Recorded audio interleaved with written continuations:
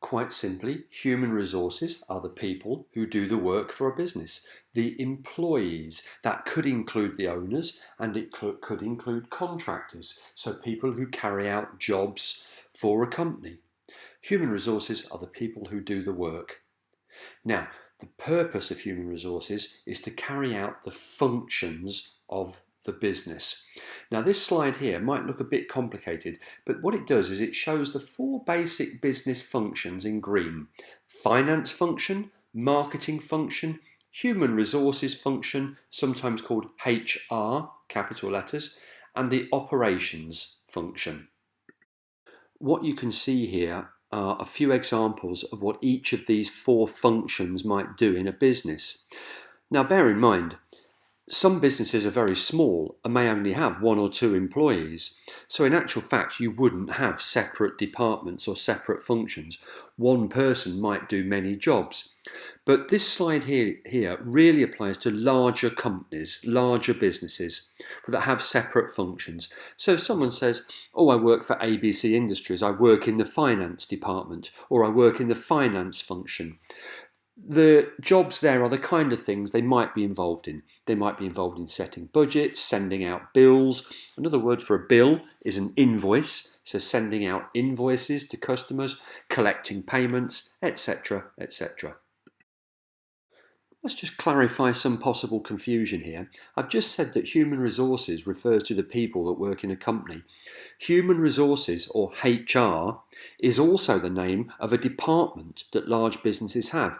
So if you work in the HR department of, say, the local factory, you are responsible for recruiting and employing new staff, for training them, for looking after their contracts, and all aspects of employment law, including health and safety training, etc., etc.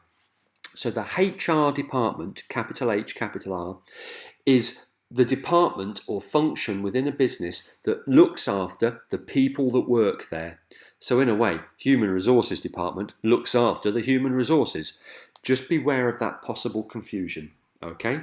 On the one hand, it is the people who work there, and the other meaning of human resources is the department or function in a business that looks after the people.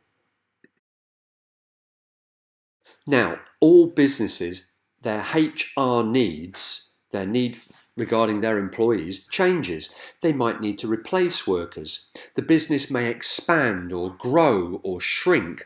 A factory might close. They may have new methods of production which require new skills, so they have to employ new people. A business might move. That's called relocation. It might have changes to its budget, which might mean it has to make some people redundant or let them go. Or it might need to employ more people to keep up with demand.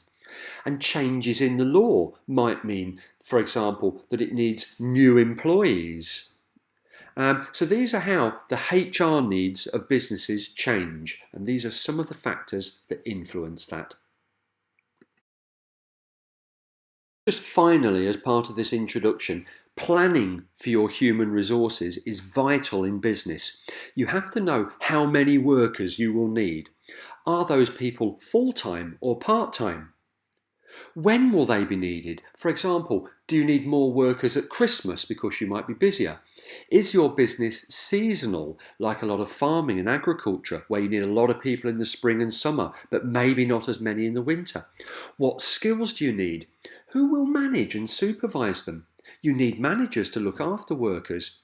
And is there any reason why you need a certain age of employee, for example?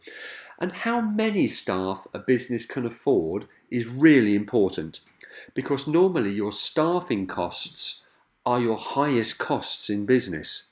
So it's absolutely vital that you get it right. So human resources have to be carefully planned. And if you write a business plan to try and get a bank loan or to try and get financing from investors, you have to be very specific about who your staff are, how many you need, what hours they work. So planning human resources is vital, because people cost money, and that all goes onto your staffing costs.